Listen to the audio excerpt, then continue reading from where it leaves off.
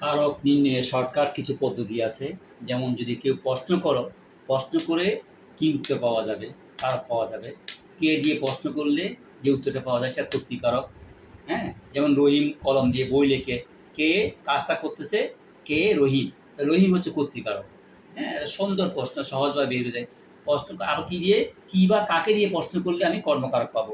রহিম কলম দিয়ে বই লিখে, এখানে বই কি পড়ে, কি দিয়ে প্রশ্ন করলে বইটা কর্মকারক। হ্যাঁ,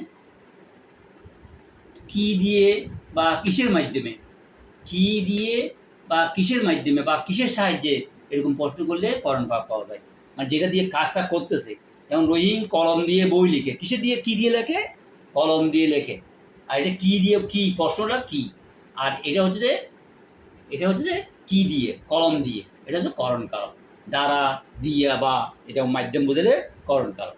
কাকে দেওয়া হলো সম্প্রদান কারক। হ্যাঁ, যে দান করে দেবে, কিন্তু সম্প্রদানের মধ্যে একটা কথা আছে কি, সত্য ত্যাগ করে দান করে দেবে।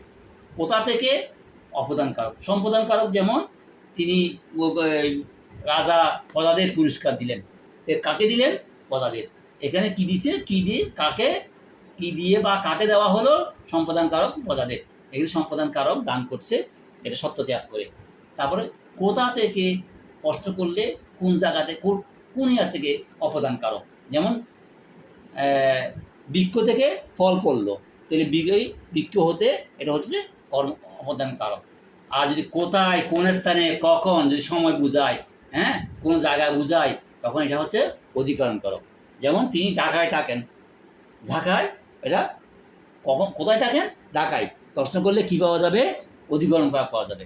জায়গার নাম বুঝাবে, স্থানের নাম বুঝাবে, সময় বুঝাবে। শুক্রবার স্কুল বন্ধ থাকে, শুক্রবারটা অধিকরণ কারক, সময় বোঝাচ্ছে।